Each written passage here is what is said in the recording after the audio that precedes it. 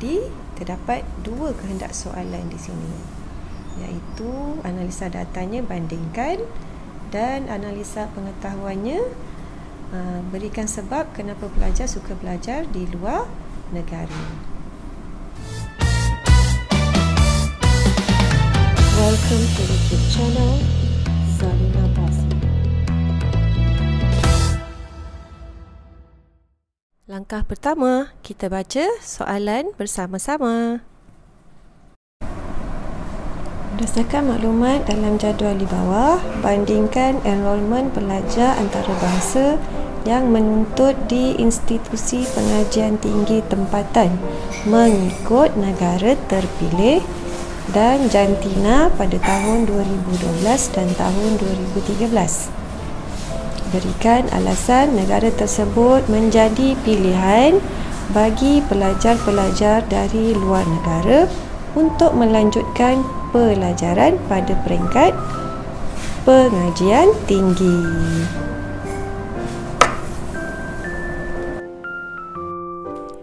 Langkah kedua, kita tentukan kehendak soalan.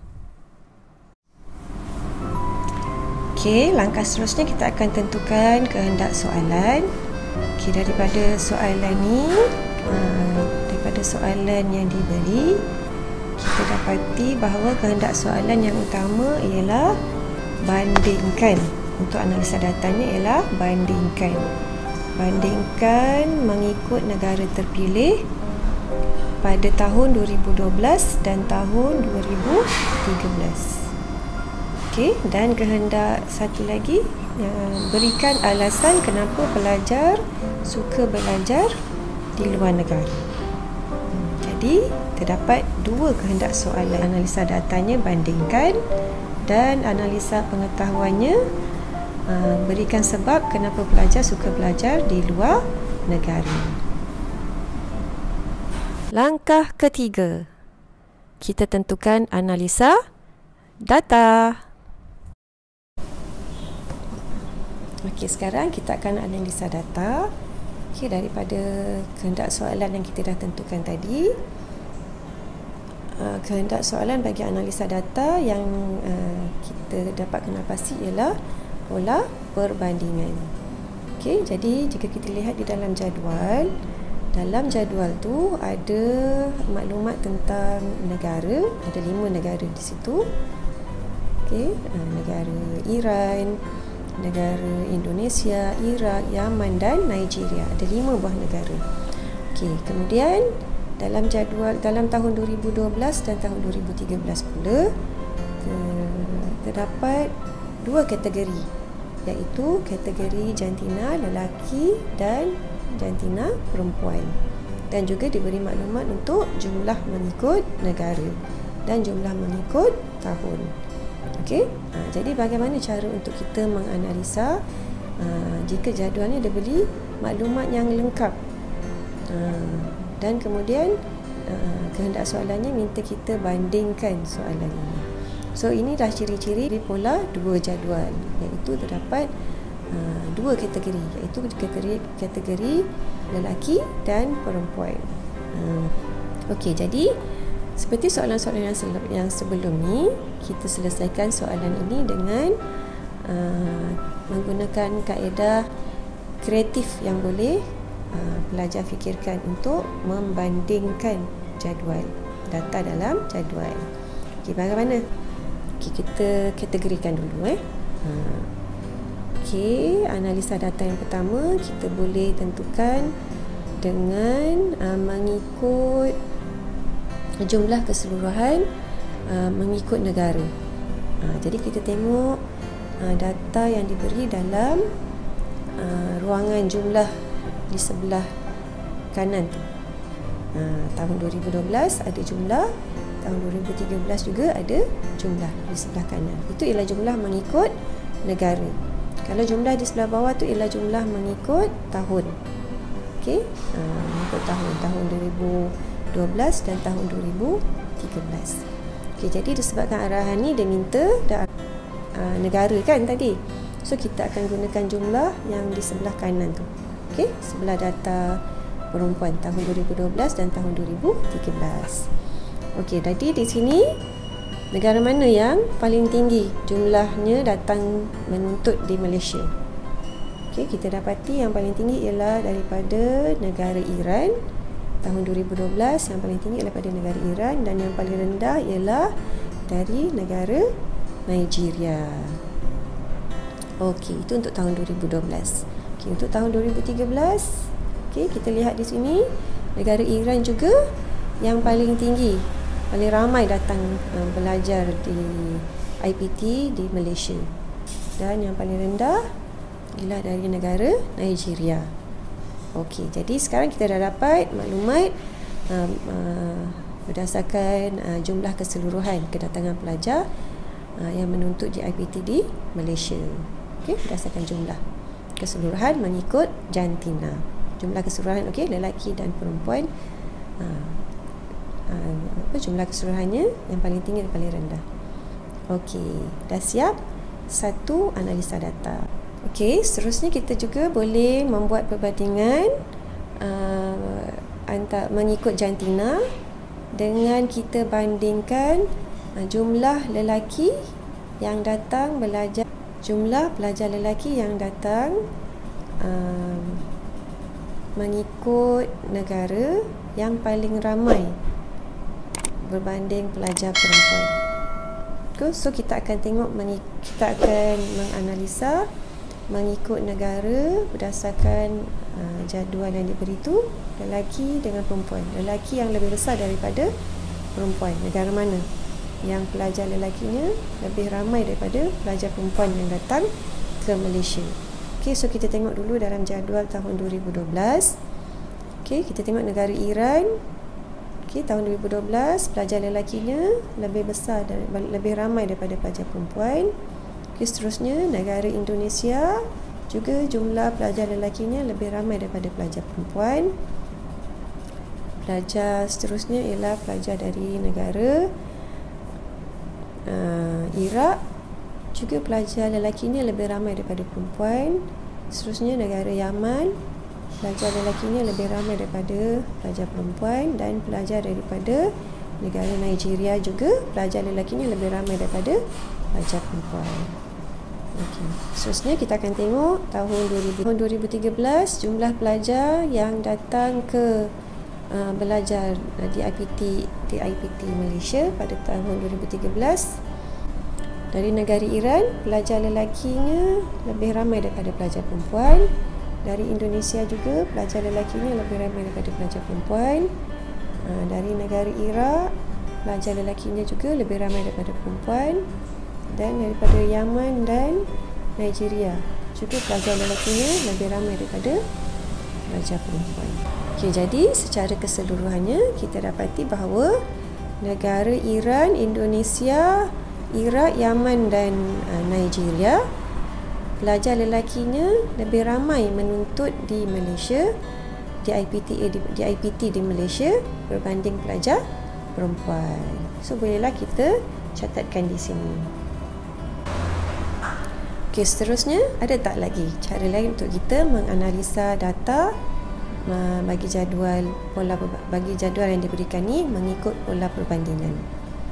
Okey, kita dah analisa jumlah keseluruhan mengikut negara. Kita juga dah analisa jumlah lelaki yang lebih ramai berbanding pelajar perempuan mengikut negara. Okey, sekarang kita nak menganalisa jumlah lelaki yang paling ramai dan paling sedikit datang belajar di Malaysia. Okey, pada tahun 2012 dan tahun 2013. Negara mana? Boleh ke nak buat analisa macam ni? Boleh, kan? Sebab kita nak menganalisa mengikut kreativiti kita. Okey, boleh. So nanti kita akan buat analisa pelajar lelaki yang lebih ramai dan paling sikit yang belajar di Malaysia, dan kemudian kita akan menganalisa pelajar perempuan yang tinggi dan rendah, yang paling ramai dan paling sedikit belajar di Malaysia bagi tahun 2012 dan tahun 2013. Okey, bagi berdasarkan jadual yang diberi, Okey, kita dapati pada tahun 2012, okey, jumlah pelajar lelaki yang paling ramai belajar di negara Malaysia, di IPT di negara Malaysia ialah daripada negara Iran, dan yang paling rendah ialah daripada negara Nigeria pada tahun 2012. Okey, kemudian pada tahun 2013, okey, pelajar yang paling ramai belajar di Malaysia, okey, daripada pelajar lelaki ialah pelajar dari negara Iran, dan yang paling rendah yang belajar yang paling rendah jumlah pelajarnya belajar di negara Malaysia ialah pelajar dari negara Nigeria, okey, untuk pelajar lelaki. Okey, so kita dah dapat data pelajar lelaki yang belajar di Malaysia mengikut negara yang paling tinggi dengan yang paling rendah. Okey. Okey, sekarang kita nak tentukan jumlah, kita nak analisa perbandingan pelajar perempuan yang paling ramai belajar, paling ramai dan paling sedikit belajar di Malaysia mengikut tahun. Okey, yang pada tahun 2012 kita dapati yang pelajar yang paling tinggi belajar yang paling ramai belajar di negara Malaysia pada tahun 2012 ialah pelajar daripada negara Iran, dan yang paling rendah yang belajar di negara Malaysia ialah dari negara Nigeria pada tahun 2012. Okey, kemudian kita lihat dalam jadual 2013. Okey, juga sama, yang paling tinggi ialah daripada negara Iran dan yang paling rendah ialah dari negara Nigeria. Okey, dah siap analisa data kita. Okey, kita dah ada 4 data. Okey, yang pertama jumlah keseluruhan mengikut negara.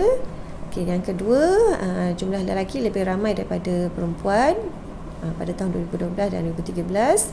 Okey, dan yang ketiga kita menganalisa pola perbandingan. Okey, mengikut negara, yang jumlah lelaki yang paling ramai dan paling sikit belajar di Malaysia mengikut tahun 2012 pada tahun 2012 dan 2013. Dan kemudian yang keempat, jumlah pelajar perempuan yang paling tinggi dan paling rendah belajar di Malaysia pada tahun 2012 dan 2013. Okey, jadi kita dapat 4 data. So nak tulis semua boleh ke? Boleh nak tulis semua, tapi ambil masa kan, sebab nanti nak buat pengiraan. Jadi kita pilih sahaja 2 daripada 4 ni. Yang mana yang paling senang kamu nak tulis. Okey. Jadi boleh nak pilih jumlah keseluruhan yang nombor 1 tadi. Boleh juga nak pilih yang nombor 3 dengan nombor 4 tu, jumlah lelaki yang belajar paling ramai dan paling sikit belajar di Malaysia. Lelaki dan perempuan paling ramai dan paling sikit belajar di Malaysia pun boleh juga. Okey. Jadi macam mana cara nak tulis analisa datanya? Okey, perlu pengiraan tak? Okey, kali ini data yang diberikan dalam jadual adalah lengkap. Oleh itu perlulah ditulis lengkap juga. Okey, pengiraannya cara penulisannya dan pengiraannya mestilah lengkap. Okey, bagaimana cara untuk menulis analisa perbandingan? Okey, contohlah cikgu bagi. Okey, jumlah keseluruhan pelajar yang menuntut di Malaysia, di IPT di Malaysia pada tahun 2012 dan 2013. Yang paling tinggi pada tahun 2012 dan 2013 ialah Iran, dan yang paling rendah pada tahun 2012 dan 2013 ialah Nigeria. Okay, itu ayat idea. Kemudian sebagai bukti. Okay, sebagai bukti ni bermakna kamu perlu tulis semua data yang diberi. Tak boleh pilih. Okay, jadi sebagai bukti pada tahun 2012 pelajar yang paling ramai belajar di Malaysia ialah daripada negara Iran, iaitu seramai 5,981 orang, atau berapa peratus kira daripada jumlah keseluruhannya 14,017 orang. Okey, jadi macam tu cara pengiraan.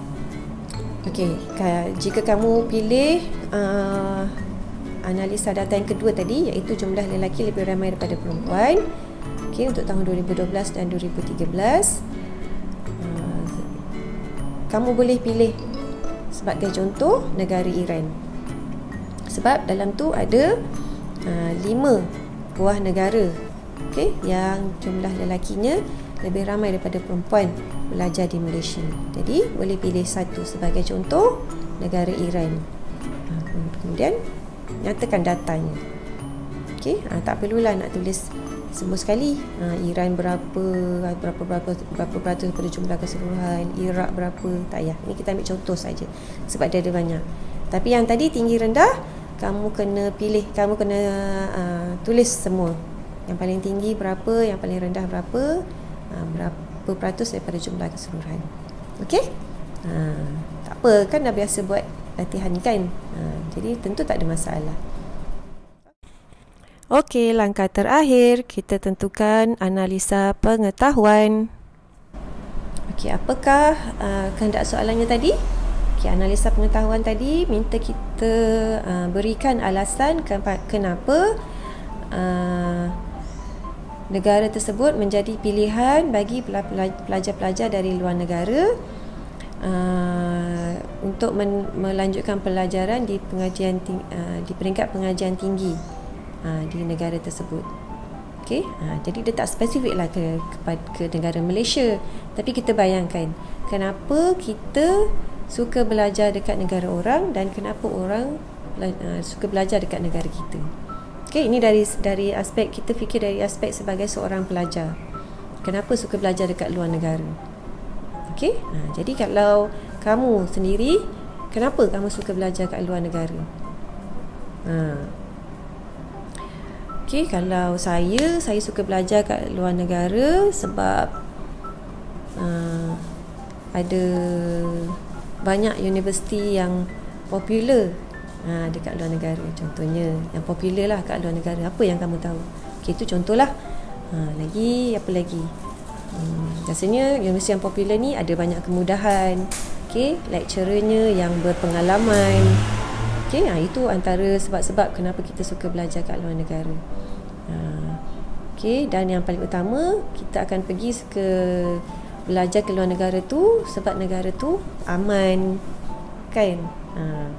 Dan persekitarannya yang cantik, ataupun berbeza daripada negara kita pun mungkin juga. Macam kalau saya suka pergi belajar kat luar negara sebab nak rasa suasana dekat negara tu. Negara yang ada 4 musim, contohlah. Itu idea spontan, kan?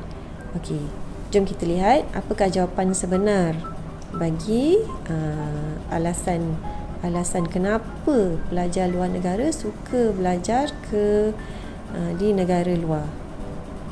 Okey, di luar daripada negara mereka. Kenapa? Okey, yang pertama disebabkan oleh terdapat banyak institusi pengajian tinggi dalam di luar negara. So mereka pilih untuk belajar di luar negara tu. Contohnya kalau kat Malaysia yang ada universiti di peringkat antarabangsa seperti UIA, kan, Universiti Islam Antarabangsa. Jadi boleh masukkan contoh kat situ. Okay, and then seterusnya kos untuk belajar di negara tersebut sangat berpatutan, bermakna rendah lah. Okay, seterusnya penyediaan pelbagai kemudahan yang lengkap. Okey, jadi kita pun akan pilih kemudahan yang cukup lah, barulah kita nak setuju untuk belajar di situ, kan. Okey, seterusnya sosial budaya yang harmoni, tak ada pertelingkahan antara rakyat dalam negara tu.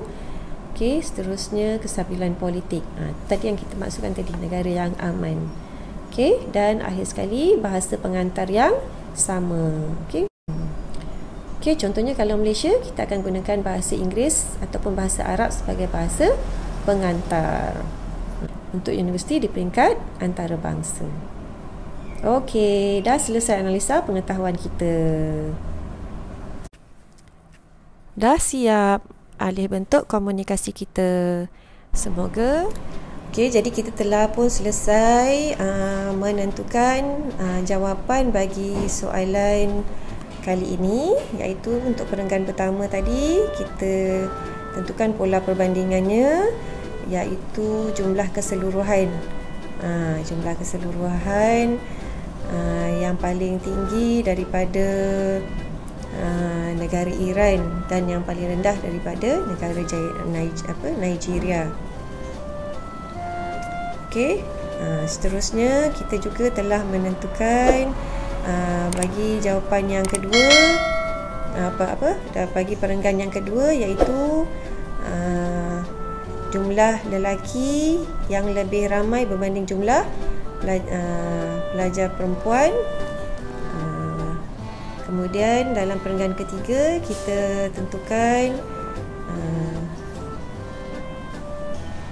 kita juga tentukan analisa pengetahuan.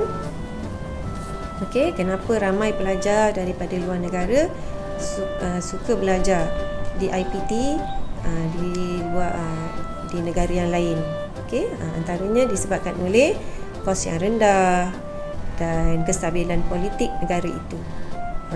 Jadi kita dah pun tentukan analisa alih bentuk komunikasi. So diharap pelajar dapat menulis jawapan yang lengkap mengikut format yang telah kita pelajari sebelum ini di dalam kelas dan juga dalam kelas ulang kaji kita ini. Okey.